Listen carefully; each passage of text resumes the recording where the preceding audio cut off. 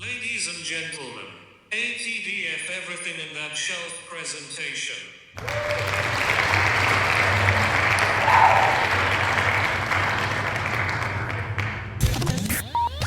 You're now rocking with TDF everything. Spoiled rotten.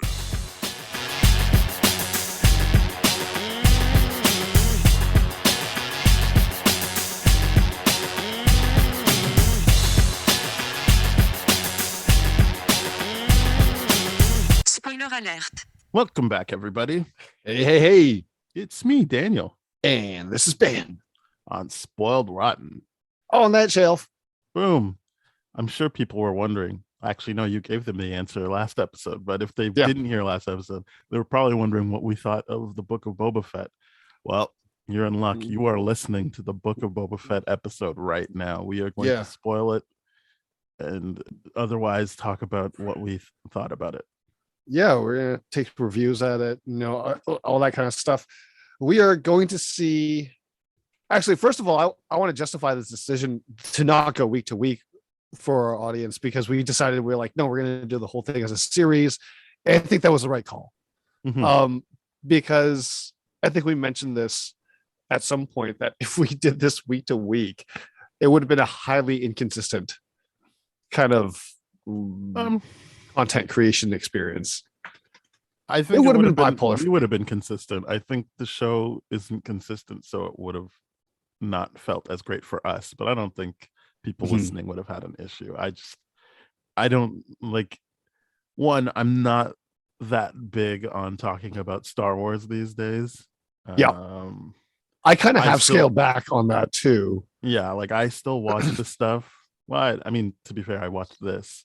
I don't watch the cartoons, but like, and that's not a quality issue. That's just there's so much. So I always feel intimidated about getting started on the basically the Dave Filoni of it all.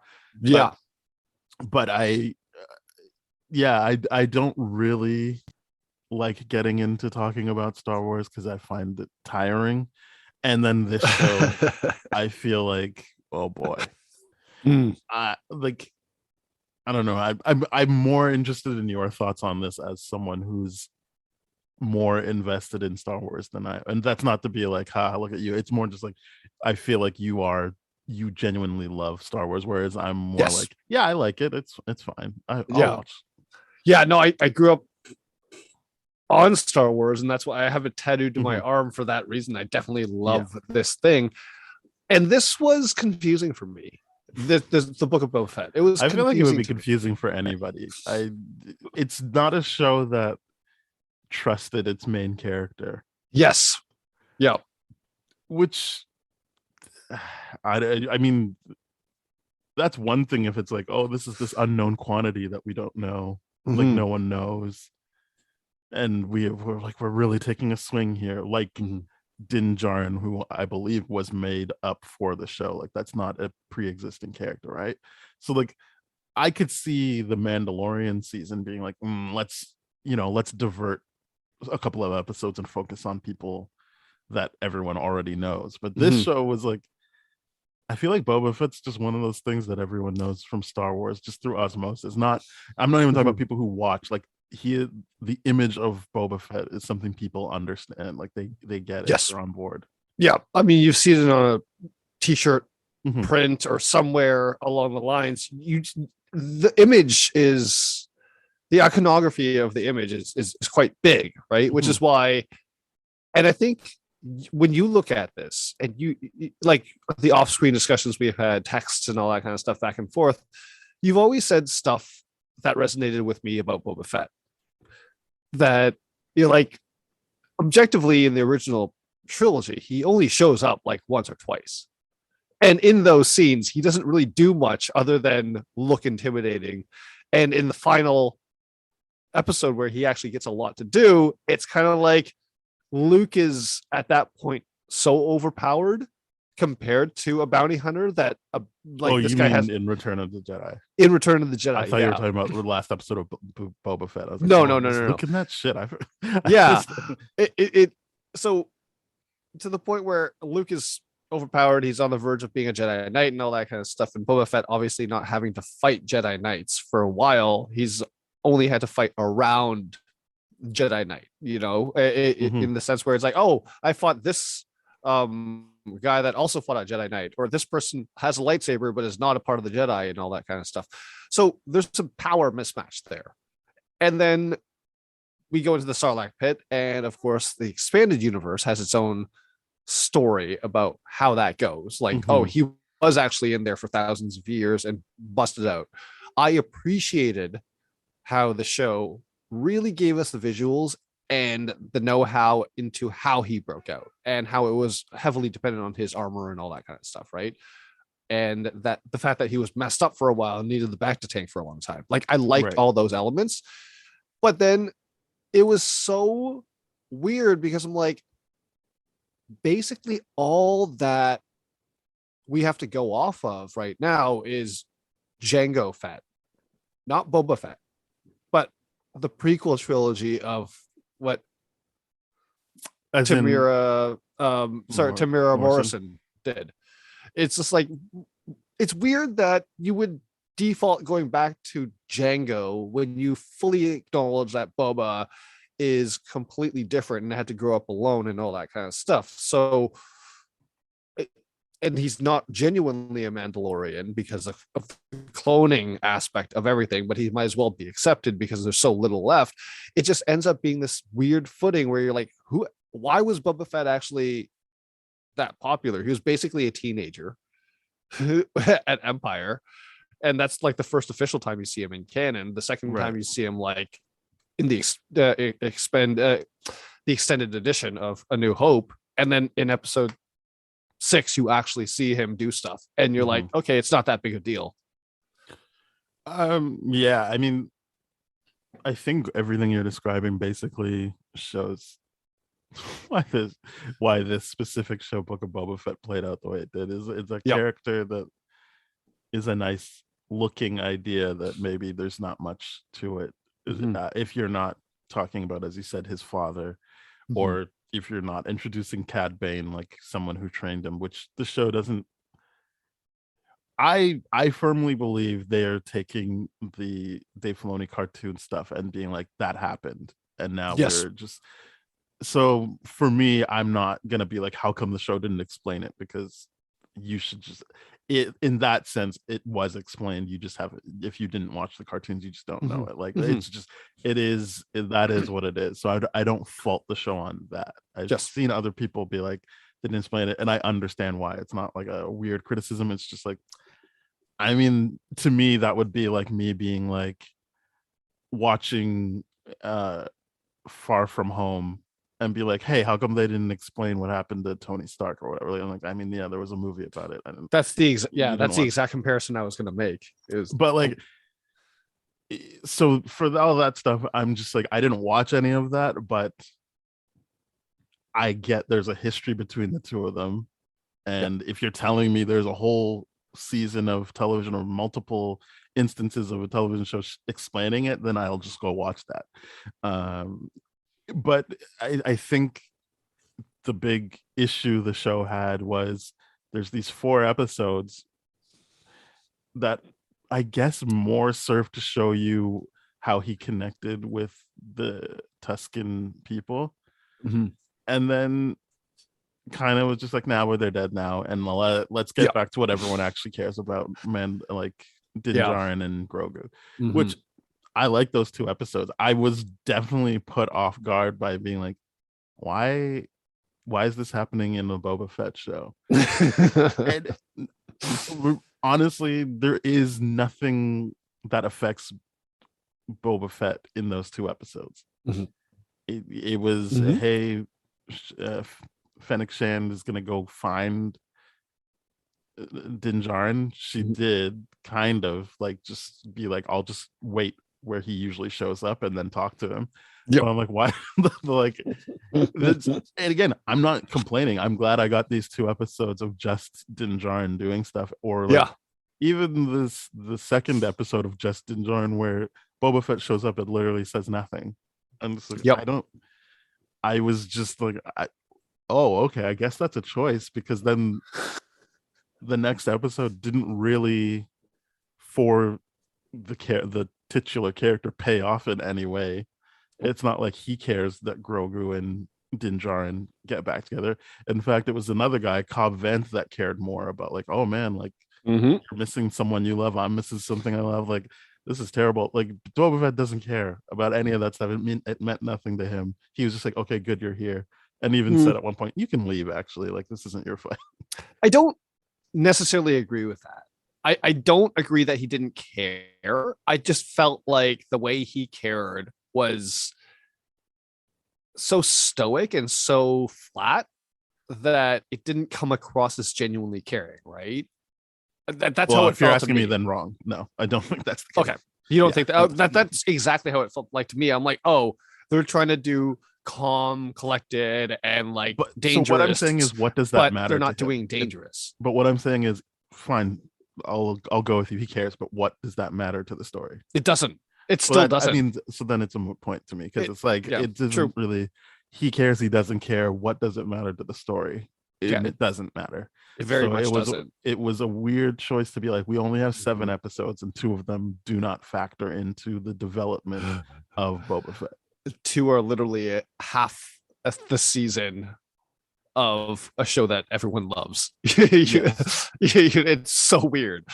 And it's like, oh, it's clear where they spent the budget. The majority of their budget got spent on those 2 episodes with Din Djarin involved. And it was just, you're like, you got to really feel bad for Boba Fett, or who was actually a big fan of this series. Because I'm like, are you a big fan of this series, or do you just like Star Wars things? Because this was not the strongest entry in the Star Wars. No. I think I think what you're saying is right. That like you could just like Star Wars and be like, yeah, this was fun. Yeah, and that's perfectly valid. It's kind of why I don't really have strong opinions about this show. I'm just kind of like, it was a weird choice. You picked a character that I think people who are invested feel strongly about. They do, one way or the other. Yeah. And then if you want to enjoy this on more than just like, yeah, whatever, it was just time in Star Wars world, which I'm saying is a perfectly valid way to enjoy it. That's how my mom enjoyed it. She's just like, whatever, like I like these characters. I got to see them. It was great. I think storytelling wise, and it's again, I don't care. This can go week to week. This can all come out at once. But I felt like this could have been all at once, only because like week to week people are thinking like, oh, like who are it couldn't really be the Pike Syndicate that are the bad guys. It couldn't really be anything. Nah, it really is all just that. Nothing developed. And in fact, I'm sure you've seen a bunch of people say this as well. Yep. The show ends with him being like, we shouldn't be doing this. And it's like, oh, thanks for just like torpedoing the whole season. Like, if you're telling, because this was sold, I think it's Dan Murrell. He showed what the initial log line for this show was, and it never really changed. Right. But the idea was they sold this show as Boba Fett transitions from bounty hunter to like crime boss. Yeah. And then the end of this show is him like, I care about these people. I'm like, that's not how crime boss works. Like this isn't what you set the show up to be, which is fine. But also I didn't feel like there was some great big transition. Like he never was good at being a crime boss. It only ever was about him learning how to like love family. Yep. And then you take away his family, and then you kind of put him in a situation where like he just keeps making bad decisions, or at least decisions that the person that we trust knows what's going on. Fennec Shand is constantly like, oh, don't do that. That's a bad idea. Like, and she's never really wrong about things being a bad idea. So I'm just like, why? One, I understand why you wouldn't do just a Fennec Shand show. She does seem like a gun for hire. So like unless like season 2 is just her being like, you know what, I will be a crime boss. Like, I don't really need the dead weight of Boba Fett. But like, I've seen people say it should have been about her. I agree. I would rather watch that. I've seen people say it should have been about Cobb Vanth. I agree. I will always watch Timothy Olyphant do stuff. Well, I think season 2 they're going to get their wish. Yeah, if there's a season 2. But yeah, I agree with you. But like, to say this was a Boba Fett show, I'm just like, I mean, I guess the first 4 episodes, but then it becomes kind of immaterial after that. Like, like even how they deploy the Rancor, like in the final episode, it's like It was we a had joke. we had a scene about him being like, I want to ride one, but we don't. There was no development, and I'm definitely not someone who's like, I want to see the training, but it's just like it just kind of happened, and then even after the Rancor helps, people start shooting at it, and I'm like, why did you write it this way? Why did you write it that like So people are like, oh my goodness, this scary thing, we gotta shoot it and kill it. I'm like, I like there was commentary you could make on that, but I didn't feel like the show was actually interested in that commentary. It was just like, yep, I mean, we need more action. We got to just keep going. we need the payoff of he said this in episode 3, so we need to do it in the finale. Like, oh, that's a so much of what you're saying is so accurate to how I feel, in the sense where the first few episodes I was really excited. I genuinely was, because I'm like, oh, they're returning this to a space western. They're returning this, and they're integrating the most uncomfortable part of space westerns in, or like westerns in general, which is the racism towards First Nations peoples, right? And how they're portrayed and all that kind of stuff. That is always the most awkward part of all westerns. So you see this and you're like, oh, I see what they're doing in a meta way. They're doing a space western again, returning Star Wars to its roots. This is what you need without the Jedi, right? And you get a story that's very, very, very grounded, to say the least, until it completely flies off in space. But the stuff where it's on Tatooine, it's just completely grounded, or at least it's supposed to be. But then it's like, oh, okay, we're giving attention to this. We're developing the culture of the Tusken Raiders. We're showing people what life is like on a desert planet, which is a very interesting thing to people, because it's like, hey, depending on your levels of environmentalism, we might be living on a desert planet. We might need to be moisture farmers. We might need to. So there's like outward thought into thinking that, right? So those things are interesting. But then to have it all represented as, yeah, we're going to easily kill off and commit genocide as a part of a gang territory war and all that kind of stuff for one person. And then the payoff at the end is just, oh, he gets his gaffy stick out to destroy, to kill Cad Bane. Like, that's just, it's so weird, because it's like they're trying to be like, oh, we're paying homage to the story of what should have been told in First Nations people's perspectives of westerns, which is this is in a group of people that's just basically taking over the land, right? And that's exactly what's happening here, and it's so uncomfortable, because you think, oh, in the episode where he's learning about their culture, he gets like the gaffy stick, he becomes one of them, that he's going to kind of reestablish them on Tatooine. But throughout the whole series, everyone is being like, yeah, we hate them, they're terrible, like, get them out of here. They're not allowed within Mos Eisley. It's kind of like, because do you know how droids are the equivalents of slaves, right, in Star Wars?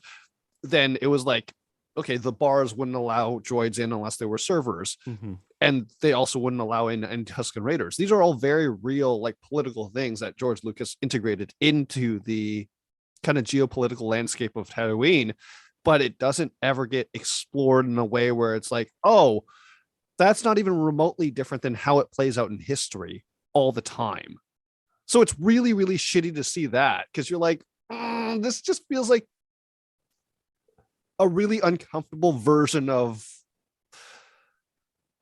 people being okay to culturally appropriate stuff and put it under the guise of this is in space. Yeah, I don't think that the show really wanted to comment on anything, only because, like, everything you said I agree with. And my dad and I were talking to my mom, and we were kind of like, and why do they keep highlighting how, like, Fennec Shand will be like saying what to do, the right thing, and he just ignores her. And my mom was like, that's what being a woman's like. I'm like, yeah, but like it's like what we've talked about offline as well, just like, that's just like, so then that's just activity that didn't, it doesn't factor into like character development or anything. Like I don't know how good it is to just be like it's good because it's true. Like it's like this is still a shitty thing, and they're not like we just finished doing Peacemaker. There is commentary, so like anytime White Dragon does something racist, and you're like, yeah, that's what racist people do. There is commentary on it. Like you are still dissecting what is happening there. There is no dissection of the powerlessness Fennec Shan has because they don't really play it like she's powerless, even though you can see she is constantly being like that's not right, or even her pointing out like you actually think that they took out those Tusken Raiders, like it definitely those bikers definitely wouldn't have the power to do that. And like it's just something he never talks about. It never gets addressed again. Like it's not like, and I'm not saying I want to see her have a petty moment of like, see, I told you that, but it's just like there is no commentary on it. She just goes about her day and like continues. And as you said, there is no commentary on his,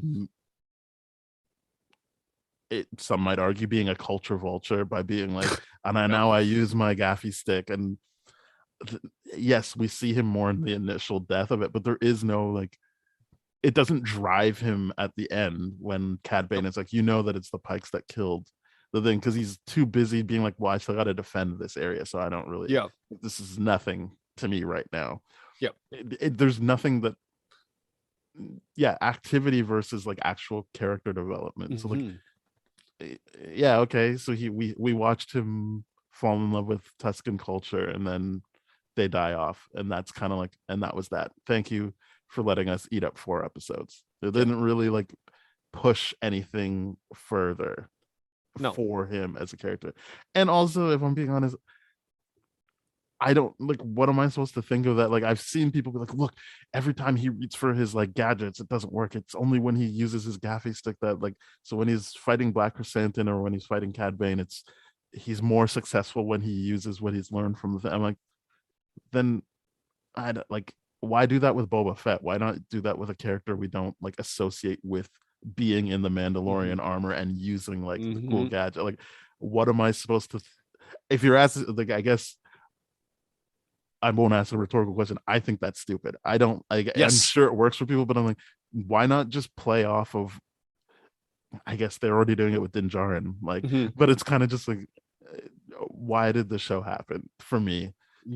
Because I don't really want to see him turn into this guy who never puts on his iconic stuff and is just a completely different character, and again has nothing to do with trying to be some crime boss, which I don't even know why they bothered with that conceit. He was terrible at it, and every step of the way, like Garza Fwip dies because she was under his protection and they needed to use her as a thing, and it's like, that doesn't motivate him either. Like nothing, he doesn't have like a showdown with the people who actually screwed him over or disrespected him.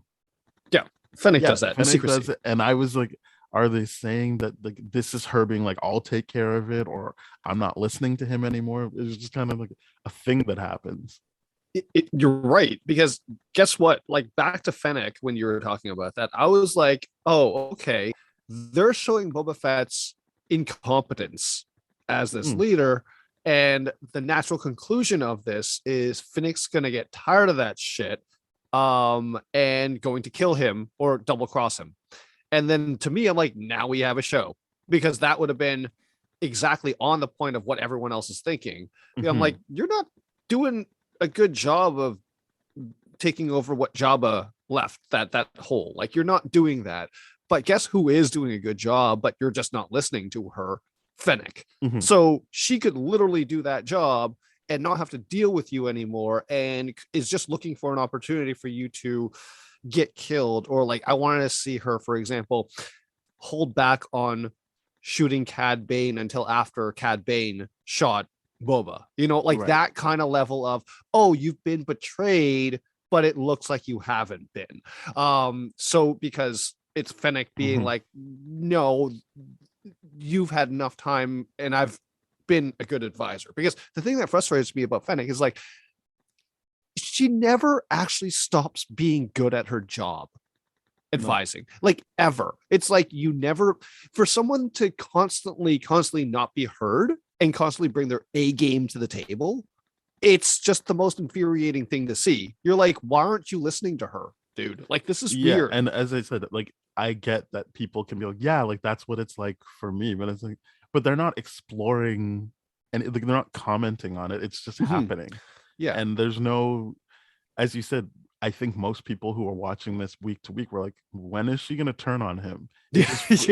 You are just like, okay, like do something about it. Like this, it's Star Wars. It's not a documentary, so you can't just be like, well, that's just how it is, and that's how life works. We are watching an elevated piece of entertainment. You can afford to be like, and then do something about it. And that is the escapism. Like, it doesn't have to be escapism because like no one has ever dealt with the stuff, but it could be like you see yourself because you're like, I always, and it could specifically be for women, like I'm always giving these great ideas that never get heard at work. But then it's kind of why I didn't like the last Planet of the Apes, or like I don't really want to watch slave movies anymore. I'm like, yeah, I know what it's like to be beaten down as a black person. I don't really like just need to see that revisited and repeated constantly. I'm done on that. Like, I would rather watch a Django where he does something about it. Like I would rather watch Fennec Shan be like, you're not listening to me. All right, I'm done with this. I'm gonna do something about it. Yeah, I mean, in terms of like media and like the portrayal of enslaved peoples and all that kind of stuff, like you've definitely seen enough. I've seen enough of it. But like the funny thing is now, like to your point, when people are like, is like, I forget what media they're starting to show, but they're like, isn't it great that they're starting to show the racism towards Asians in this media? I'm like, no, because they're not doing anything about it. Like they're just still taking it, and that's the point. And I'm like, we have no other choice but to take it. So it's just like, it's discouraging watching it. It's just performative at that point for the director to be like, hey, we should include this because this is an important scene. I'm like, yeah, but like it's just activity. There's no like development for, and I'm always gonna go back to like, if we're watching fiction, like how is this developing the character, or are you just putting it in there? Like, because now like your 2-hour movie, you've taken care of 10 minutes of it. Yeah, exactly. So I'm just like, and mind you, I look at this as two separate shows. Right, I look at this as Boba Fett, and then Mandalorian season 2.5. Because that's the only way. Definitely a better Mandalorian season 2.5 than it is a Boba Fett show. Exactly, right. And this is what fascinates me about Filoni, because I'm like, okay, Filoni is fantastic, but this is not one of his best entries in regards to the stuff he's done in kind of puppeteering the whole Star Wars universe, right? At least he didn't care that much about the Boba Fett stuff. So I was just like, okay, the natural conclusion then is that he must die at the end of this, and we're done with the Boba Fett stuff. To be fair to Filoni, the stuff he wrote was the good stuff. This was Oh, actually, he didn't write any of it, or he doesn't have writing credit on anything. No, this was a Jon Favreau thing. But Filoni oversees the whole. No. Yes, he does. If it's in the sense where. What I would tell you is, it's clear what he oversaw on this season. He didn't oversee the whole thing. That is correct. Yeah. So this was a Robert Rodriguez and Favreau production. That this was their thing. And people have their opinions on what happens when Robert Rodriguez gets to take over. But I liked his Boba Fett episode in Mandalorian, so I was excited about this. But yeah, this isn't the same thing as like Filoni does Star Wars. This was like, oh, you want to use some of my characters? I will step in for the Ahsoka Tano episode. I will step in for the Cad Bane stuff. This wasn't, I care about this whole season arc. That's correct. Like what I meant is that he's definitely puppeteering his stuff where it's like, hey, if you're gonna bring in my characters for Mandalorian and Cad Bane and all that, and you're gonna cap them off too, you've got to consult me on this. And I'm like, I agree, which is why there's so many elements of the finale that were heavily inconsistent, but everything with Din Djarin, Grogu, and all that kind of stuff. It was like, no, this is all Filoni having a lot more control than Robert Rodriguez. I mean, again, those two characters you just mentioned are Favreau creations, so those are his things. Filoni, I mentioned the like people that he cares about. He cares about Ahsoka Tano, cares about Cat Bane. So those things, yes, he's going to be involved in those episodes, and he cares heavily about the Force, because when you watch Clone Wars, or when you watch that stuff, the reason why I had to turn off Bad Batch was because the Force wasn't a part of it. And Filoni knows a lot about the Force, and he knows how to write the Force. But when he has to write anything else, it's very clear there's a it's this level of writing and the detail attention given to that is not as high, right? So that brings up another question I have. This isn't me being rhetorical. I don't understand when people want to watch a Star Wars property that doesn't have anything to do with the Force. Like, it just seems like, why? Like, then what are you watching then? It seems like Star Wars, the thing that makes it unique, I only say this because it's quite clear and on record what Lucas and other people who have kind of like kept it going have pulled from, and all those other influences that once you get to like, all right, then what makes it not just a knockoff of those things? It is the Force. I understand people like, I don't want the Skywalkers involved. I don't agree with it, but I understand that at the very least. But I'm kind of like, what is the point of doing any of this if we're not going to engage with the Force? And that's like, it doesn't have to, again, I don't agree with it, but I understand it doesn't have to be Jedis even, but like just the conversation around the Force and how that influences other people in this universe seems like the only reason you would tell a Star Wars story. Yes, absolutely. I 100% agree. You like, no matter what you do in a Star Wars movie or media or whatever, the Force has to be involved in some way, shape, or form, right? So when you're looking at Clone Wars and the episode with Rex and all the clones, you ultimately have Jedi in there guiding them as well, because you have to, in regards to the military standings and all that kind of stuff. The Jedi Knights were the generals, so you can't have a show about the soldiers and not have a general show up here and there, right? So it ultimately has to be tied back to the Jedi or the Force. What I was hoping is that in this gap space where the Jedi Order has disbanded, so to speak, or been destroyed or murdered or whatever you want, they just don't exist and the world has forgotten about them. What I'm hoping to see is more sects like the Witch Queen, the Witch Sisters or something like that, where that's related to Darth Maul and that kind of stuff. How those kind of cultures have practiced the Force in their own way.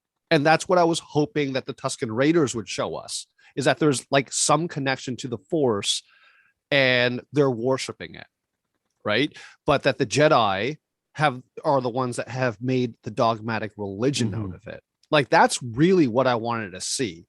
Yeah, and it seems like that would be the better way to introduce the Force, instead of being like, whatever, like, I guess we'll go to Grogu training and stuff.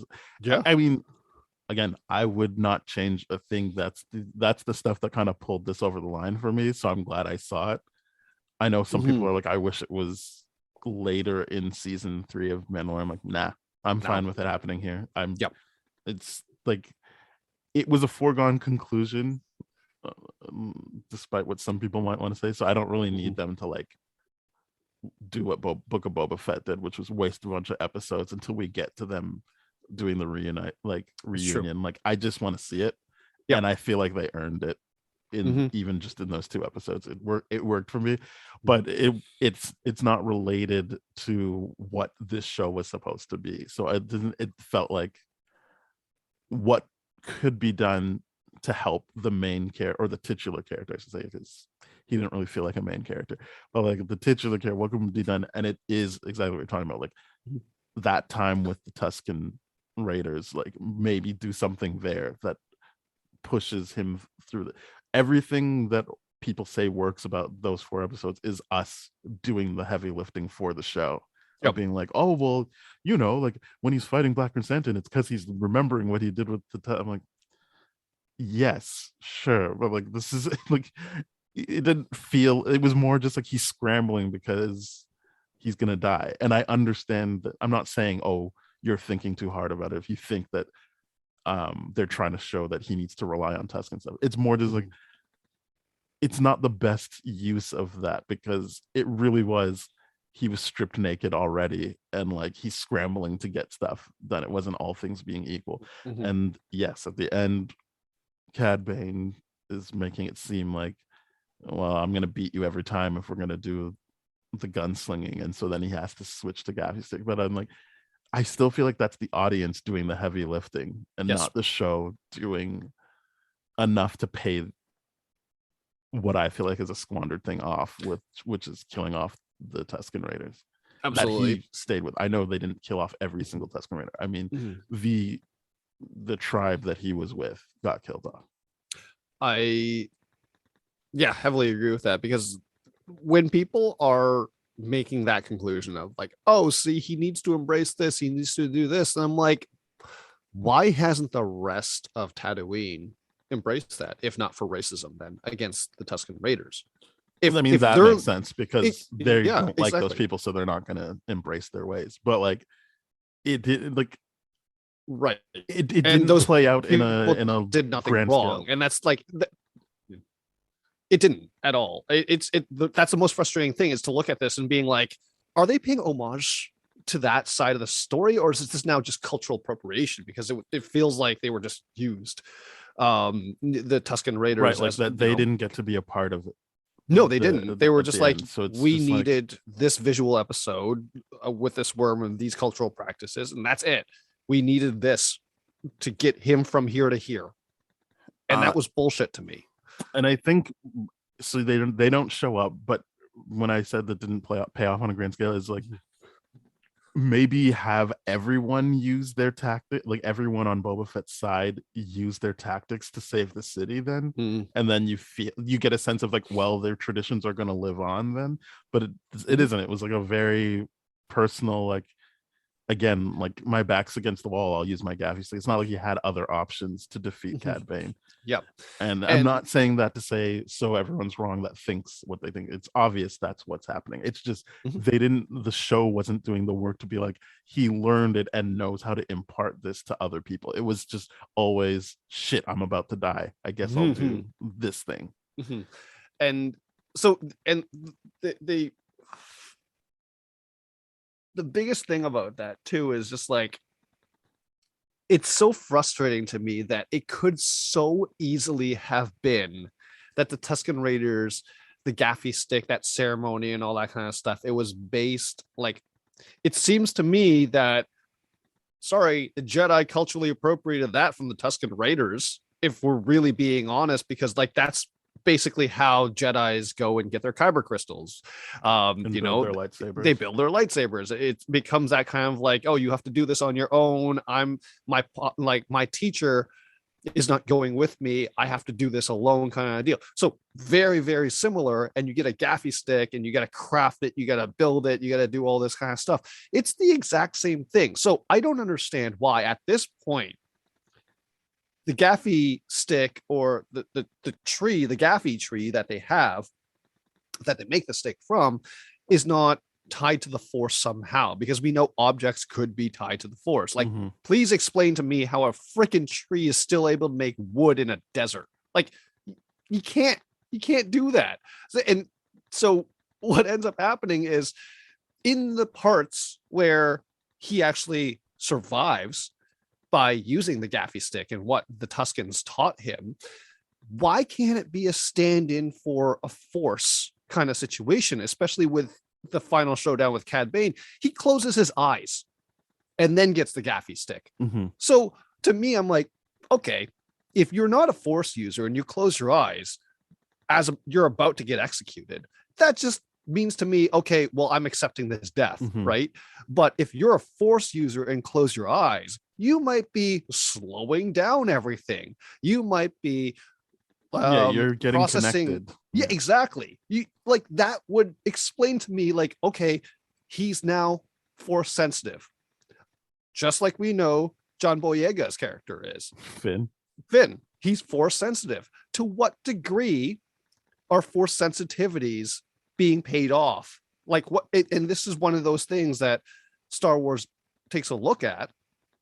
Not this is a video game and all this kind of stuff, but the Knights of the Old Republic trailer that they released recently, there are 2 Jedi, both brothers and sisters. I shouldn't say Jedi. They're younglings, they're kids.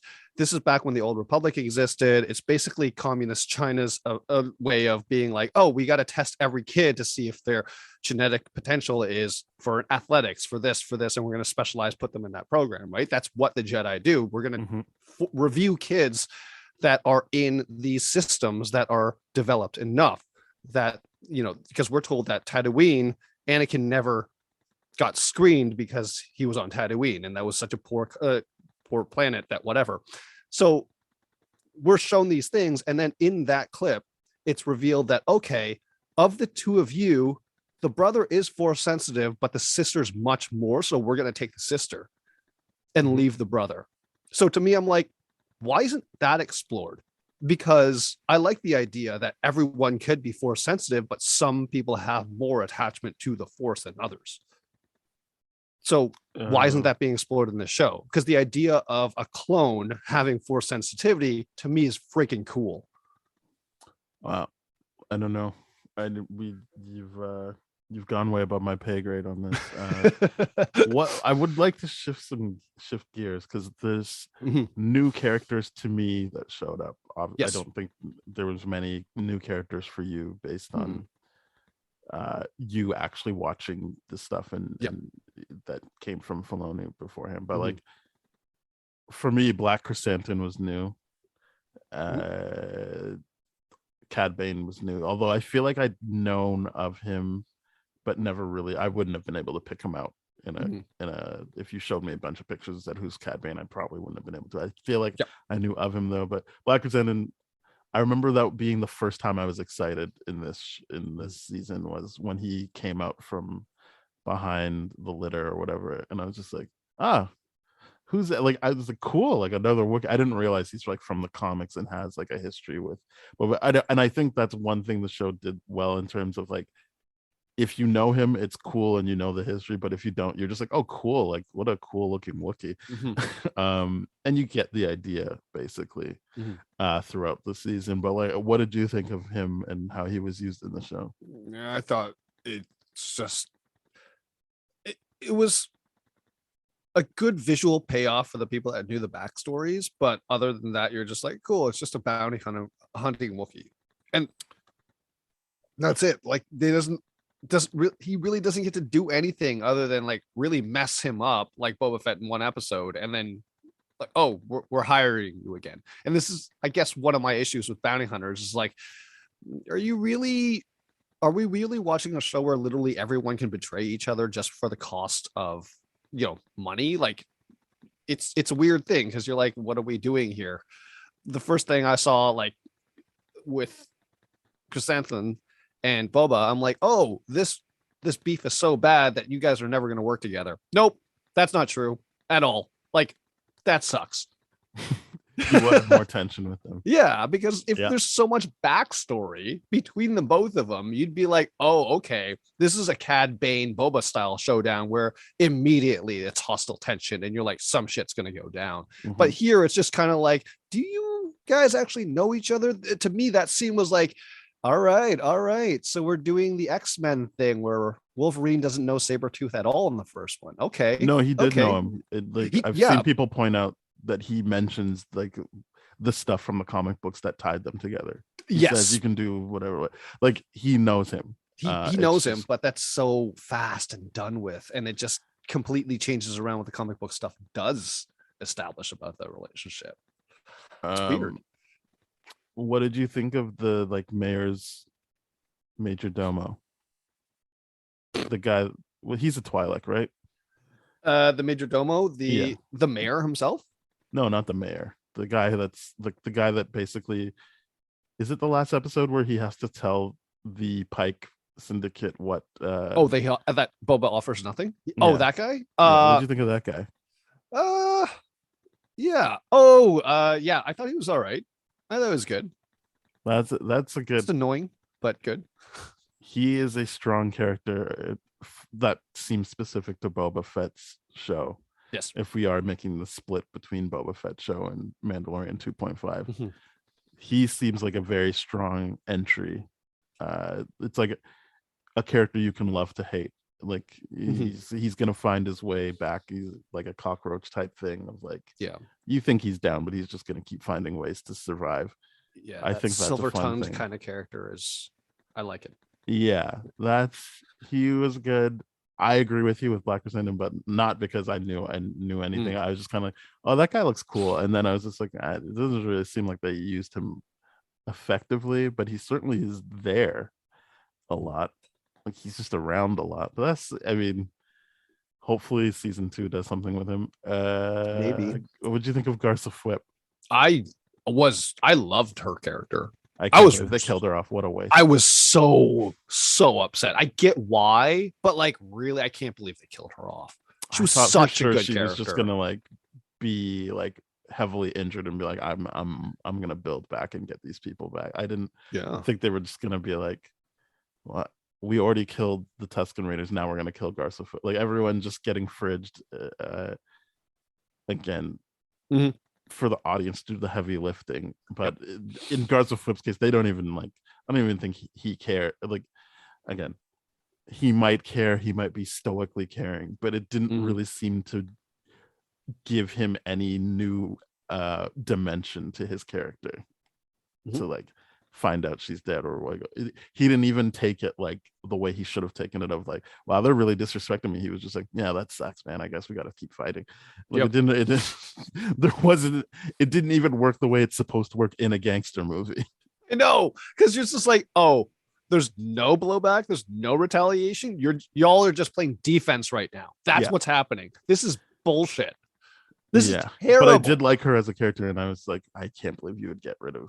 I freaking loved her as a character. She was great. I love the aspect of like, okay, yeah, she's the only one being seedy in a gangster movie, and that's so weird to me. Like, well, I mean, it's not weird, but she was just doing it so much better than everyone. I mean, she is good. Weird.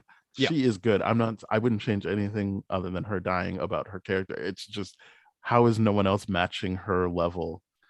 Like it just felt like she understands what show she's in. Yeah, she understands in a way that the other people didn't really, and that I don't know what that came down to. There was a disconnect. I mean, I guess we can't not talk about the kid bikers. God, I don't want to get into this. This is the worst part of the whole series by far. Probably the worst thing I've seen in Star Wars ever. Really? Space Vespas?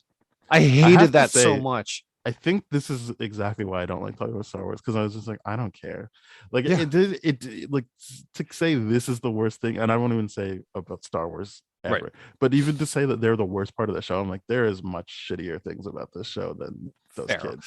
It's just every time they were on screen visually, it just got me so upset. It didn't work for me because I'm like, I get what they're trying to do with it. They're like, millennials, whatever. But I don't think that's what they're doing at all. Well, it's a generational thing. They're trying to draw a generational divide of. Like, I think it's a callback to George Lucas and how he started with like American Graffiti and stuff. I think they were trying to bring that energy into.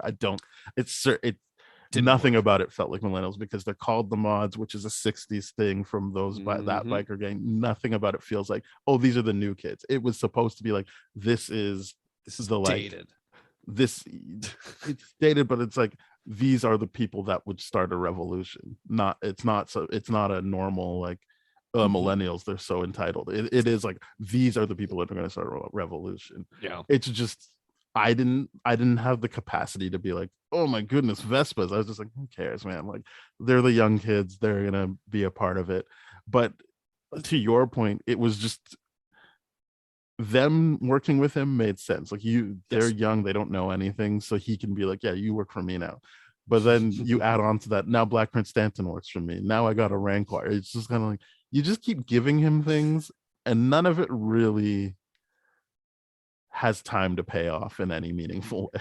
Mm-hmm. None of it, because it's like, oh, you're like, and then he gets Din Djarin at the end. I know people just call him the Mandalorian, but I always feel awkward about that.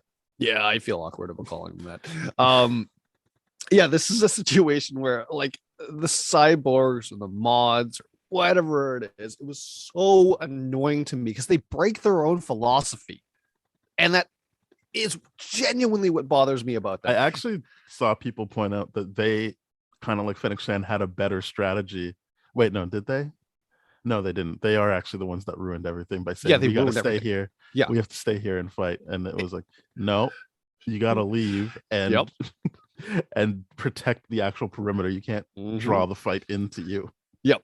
I'm just like, you concentrated, your fight strategy was terrible. Like their fight strategy was terrible. They just like focused everything into one area. It got locked down and couldn't actually do anything other than we need help.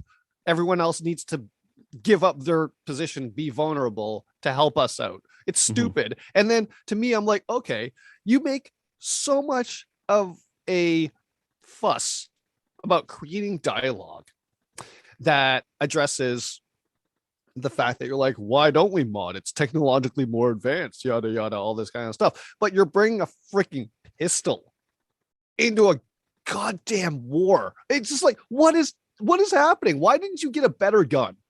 Why didn't you get a bigger gun? They're like, they made a point of showing, yeah, there's bigger guns. And if you're so all about technology, then you can't possibly tell me your leg pump kick on the side of a Vespa is going to be better than a freaking gun.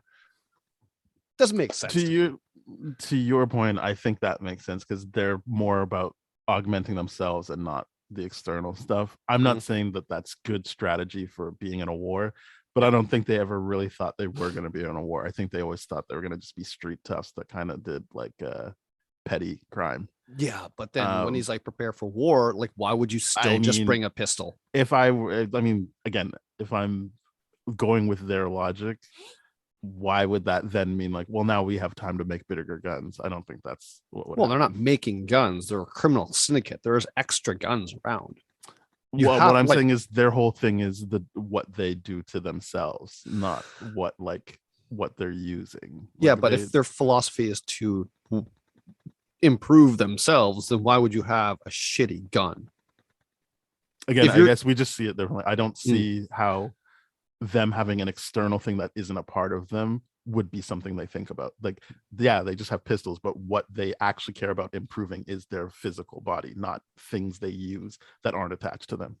I guess, but I'm just like, aside from the guy with the eye that could do stuff, I'm like, everyone else's physical ability was like, oh, you have one leg that can do rapid fire kick. Yeah. Like, what? That was weird. Like, that you can't possibly think that that's what's going to win a fight in this situation. If it were me, they probably just would have their own show and then you can actually explore what they're doing. But to have that many of them and they're just kind of like, well, they're kind of his muscle, but not really. They're just because they're not really good at being muscle. Like they didn't use them as spies. They didn't use them in any effective way. No. But yeah, obviously we had to touch on that. It was a big thing, but I didn't quite understand the actual anger about them. I get that people are like, it looks different than what people think Star Wars looks like. I get that they're not necessarily well-written characters, but I was like, is anyone we didn't already know particularly well-written other than Garsa Fwip? And she doesn't even really get to do much. So like, that to me was kind of like, I mean, it's all not that good. It didn't feel like they were specifically not good. Yeah. It just to me was, it was such an easy thing to jump on the bandwagon to hate on because of the frustrations of the show at this point. And I fully recognize that on my part, but I'm like, your comment about them needing their own, I'm like, maybe it could be a web series instead. Don't make it a full everything's Disney a web Plus series thing. now. Everything. Well, I mean, yeah, I guess that's right. Yeah, but like a 10-minute thing, or like, I don't know, put them in the animated thing with Star Wars. I don't know, like just. My make them point wasn't actually I kitty. want to see a show about them. My point is they needed their own show to actually feel like something. I actually do agree with that. Yeah. They That was just my felt point. like they just felt like colorful like stand-ins for an unconvincing army. That's all it was to me. I'm like, this is nonsense. Yeah, it's not well done. No. I mean, I like Cobb Vanth. I like everything about Cobb Vanth. I like that he faced off with Cad Bane first. Mm-hmm. I hope he takes over the town, but he's not a crime boss either. I think the show ultimately it's confusing because it's like he started as a crime boss, but then was like, I'm doing it because I care about this town. I'm like, that's not how it works. Crime bosses do. That's Yeah, not what they it's not a do. thing. They care about their power, and their power is associated with that town operating smoothly. Mhm. So you can't like, it's just so frustrating because you're like, there was no indication that Boba Fett wanted Jabba's power in the first place, right? And like to be like, oh yeah, That's the I'm thing, retiring. the trailer at the end of Mandalorian season 2 made it be like, oh yeah, he wants power, but then immediately he's like, nah, I don't want that. And I'm like, oh, okay, well then what are we doing? Yeah, it's just like, well, what? Where? Like, I don't understand. Like, this is a person that's like, I don't want power anymore, at least the way it was done. And then I want it through respect. And I'm like, then why are you doing things that make nobody respect you? Like, it just, I don't. What? Yeah, this was not well written. No. And so there's that. Because I was expecting Fett to just kill the mayor. And I'm like, why are you letting him live? He's like sliming you. He's doing this. He's running like. I don't understand most of his decisions. Yeah. There's even decisions he made that I didn't even understand were bad. I was just kind of like, this isn't what I thought we were getting. But do you want to just shift gears really, really quick and talk about the other half of the show, or the other show that was in this show. We can talk about that quickly. Yeah. So this is what I mean. The lore, the philosophy, all this kind of stuff. It was like that. The first episode with Luke, and all that kind of stuff. It was just, yep, we're getting so much more knowledge about the Force in this one episode than in a lot of other entries. And it was just like Filioni. I was like, I feel like this is your acknowledgement of knowing that you're not going to be able to talk about the Force for a while. Because with Grogu and Din Djarin going off into space and having space adventures again, which is like totally predicted. Like everyone's like, "Oh, what's he gonna choose?" I'm like, really? What is he gonna choose? Did you see Grogu like in the new trilogy? Like, what do you think he's gonna choose? Mm-hmm. And then the whole time Ahsoka's been like, "No, I'm not gonna train him. He's got too much attachment to you." And I'm like, "Yeah, that's Darkseid." And then the other thing is when Luke helps him remember, and everything goes black, I'm like, oh, cool. He force raged. And like Stacy was like, what are you talking about? I'm like, oh, he clearly tapped into the dark side of the Force and killed everyone. And then someone found him and then brought him to safety and all that kind of stuff. And she's like, well, how do you come to that conclusion? I'm like, listen, Ahsoka said he's got too much attachment. He's like this. He's like this. He's like this. And he clearly does things out of fear. Like when he took down or suspended that big giant animal in that second episode, I'm like, he did that out of fear. And then he uses the Force for his own selfish thing to get the ball. Those are all dark side powers. He's doing it to feed the dark side. So to me, I'm like, it was always clear that he was never going to take the lightsaber. And that was such a weird thing, but it was, and this is where the Jedi is basically cultural appropriation of like a lot of Eastern religions. I'm like, oh, we are literally doing the way they choose the Dalai Lama, except without the other ingredients on the blanket. Not ingredients, all the other objects on the blanket. For those that are two options, for those that are unfamiliar, that's how like the Dalai Lama, they go town to town to town to be like, okay, what was the last object of the previous Dalai Lama? And that will call out to the new Dalai Lama. And it's on this blanket with like a ton of different objects. And like the child is supposed to go inherently to that. And then That's how they know. So that was their version of it. And I'm like, because the Force is purely based on Eastern religions. I think it's more that the film, I can't Mhm. remember the name of it, but it's sampled in a lot of Wu-Tang and stuff. And it was Mhm.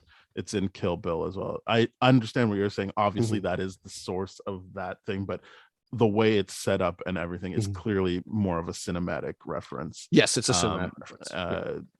I can't remember what it is. I don't think it's Shogun, but it's like Lone Wolf in the Cub or something like that, where with the only tension of the scene being like, and we know that Luke wouldn't do this, but in the actual movie, it's like, if this kid chooses the toy, I'm killing him.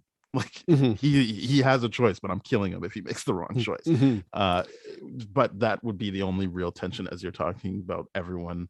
I mean, I shouldn't say everyone. I think most people were like, he's obviously choosing the chainmail. Like he's not going to choose that lightsaber. Some people, I think, I'm thinking of like Eric Voss, did a good job of being like, well, you show him that lightsaber and then you think about the flashback and how he perceived those lightsabers. That Mhm. would be all like almost immediately something that would make you be like, oh, he's not going to choose that. I tend to be on more your side of him being like, what? I don't care about that. I care about being with Din Djarin. So I'm Mhm. choosing the option where I get to go with Din Djarin. Yeah. And it's the idea here that's like, even Luke recognizes his limitation here, because there's this one little bit of dialogue that Luke gives, and I think this is fantastic, where he's like, it's more like he's remembering than I'm teaching him. Then I'm like, yes, because he's double your age already. He just, that's just how the Yoda's races of the world work. That's it. And I'm like, okay, cool. Yeah. Whatever. Good stuff. I like the 2 Mandalorian episodes in this season. Those are by far the best. And the mouth mapping is still weird, but I think that's always going to be the case for this kind of technology for now. I mean, again, if you're asking me, way too much coverage on what everyone already knows is computer generated stuff. It's kind of like, yeah, it's not going to look great. I can't fathom a world where I would want to like look into this deeper and be like, look at the words they choose for him. It's easier to animate. It's like, who cares? Like it's obviously a CGI Luke. I'm going to just go along with it. Yeah, it reminds me of the episode of The Simpsons where it's like, no, have him steal a pie. Pies are easier to draw. It's like, he's like, no, have Itchy steal an ice cream cone. It's like, no, have him steal a pie. Pies are easier to draw. I'm like, that, yeah, this is the type of decision making that actually gets practically done in this kind of situation. It's like, no, have him say this word. And I'm sure Mark Hamill must have been like, oh, this is so annoying. I have to say it like this instead of how I actually want the character. For voice acting? No. Okay, never mind. They just used like what people you've seen it online where it's like, hey, we made Eminem rap this. Like you just use you can use archival stuff, but you edit together your own thing. It is completely computer generated. Nothing about it comes from other than the stand-in. There is no part of Mark Hamill that like he did anything extra for this. But the voice though, they just clipped together stuff using his voice and stuff from the internet. It's not he did not do voice over. God, that's so creepy to me. That's so but this creepy. Is what I'm saying, like that is readily available knowledge, so I'm never gonna be like, they could have done this better. It's just like they made a choice, and this is how this is the peak of making those choices. Like this is as good as it will get. Maybe it'll get better. Yeah, but like they didn't use him. They used the stand-in. They mapped on a face, and then they put together dialogue, not using him for voiceover. They just were like, "Hey, here's some archival stuff we have, and we can put this into a system and now generate our own dialogue." Yeah. Either way, it is weird. It's doing what it's doing. But yeah, that's him building Jedi temples and with ant bots and all that kind of stuff. We get a lot of good payoff for cameos in those episodes, and we see Ahsoka more and Ahsoka being much more wise than Luke. It's frustrating. It's so frustrating. I mean, that makes sense to me because we only get wise Luke in Last Jedi, like when he's had time to be arrogant and then make mistakes and then be like, I've genuinely learned from those mistakes now. Mm-hmm. Yeah, And I think that makes sense. yeah, and the lesson in both those is they start denouncing the Jedi Order. Mm-hmm. They start being like, no, the Jedi at the height of and I love when Luke points this out to Rey. It's like the Jedi at the height of their power allowed Darth Sidious to take over the universe. Like, come on, like the Jedi aren't all powerful. They're as egotistical as everyone else. Mm-hmm. They're as this as everyone else. And I'm like, yes. And for Ahsoka to see that, and the way Ahsoka speaks about it is just, I want to watch that. I'm gonna watch that episode again just for how Ahsoka breaks down the answers to Din Djarin. The idea like, he's a foundling. It's like, well, perhaps now he's a Padawan. It's like the way she goes about making him think about things was just so damn good. It was so damn good. And I'm like, this is more Jedi than the actual Jedi. This is why I'm like, we need to see Star Wars properties start removing the Jedi Order from the Force. And we need to see what that looks like.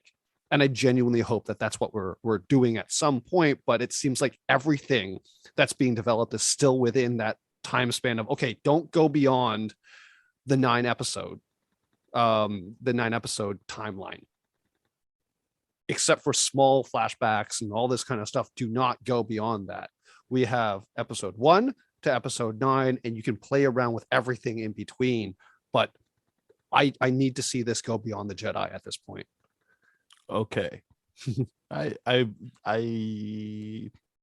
think this will be a good episode for you because I'm sure people will hear things that like they've also been thinking, and which I would never come to those conclusions because, as I said, this is more your lane. So I wanted to give you a chance to like say stuff exactly like that because I feel like that will resonate with people. But I think it is now time to rate this season as a whole. Mm-hmm. What would Am I you going give first, or go for it? Oh, I'm doing a 7, and only because Din Djarin and Grogu show up. Yep, I'm a 7 as well, and it is for that reason. I think this would have been a much lower mark if we didn't have those 2 high points. Now, here's another bonus kind of question rating that I want to kind of put out there.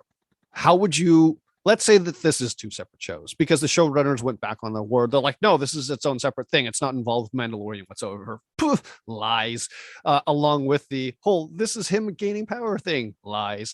How would you rate this if this was seen like the way I see it? Mandalorian season 2.5, and then like a few episodes of Boba Fett. How would you rate the Boba Fett episodes? I don't know that I would like to hear your answer on that. I'm giving it. I'm giving it a 4. Like it's just It's so bad. It's so inconsistent to me, and I'm like the things that it touches on but never follows through with. I'm just like, yeah, you're just showing me more male misogyny if that's the case. You're showing Fennec's competence, and you're showing more male misogyny by him never listening to it. It's bullshit to me. Yes, it's not well put together. Yeah. I don't think I would have continued with it. I think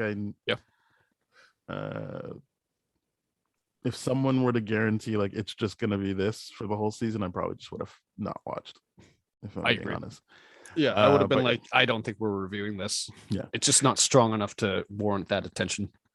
So yeah, thank you very much for listening, everybody. We hope you enjoyed it a bit more than we did, the actual Boba Fett stuff, because I know people out there that did. There's a bunch of stuff coming out, Obi-Wan, Ahsoka, so I mean there's chances for it to be a better year for Star Wars, but it was a rough start. But you know what, it's early in the year. It doesn't mean that Star Wars is dead or there's anything wrong, just kind of a stumble out the blocks. That's fine. That's perfectly fine. Anyway, if you'd like to hear other podcasts like this, please go to thatshelf.com. There's great podcasts like Bad Game Movies, Black Hole Films, Changing Rails, a bunch of great stuff. So please go there. You'll see those shows. You'll see our show. You'll see more shows that I didn't even mention because it's just a great list, and I don't want to make it go for too long. If you'd like to hear older episodes of this show, please go to tdfeverything.com/spoiledrotten. If you want to get in touch with us via email, it is spoiledpodcast@gmail.com. Our Twitter is @tdfspoiled. We're on all sorts of places where people listen to podcasts. Apple Podcasts, Google Podcasts, Spotify, Stitcher, iHeartRadio. So please, if we're where you are, rate, review, subscribe, and share with your friends. If we're not, get in touch with us. We will try and fix that. And yeah, we'll be talking to you next episode. Bye-bye. See you soon. Cheers.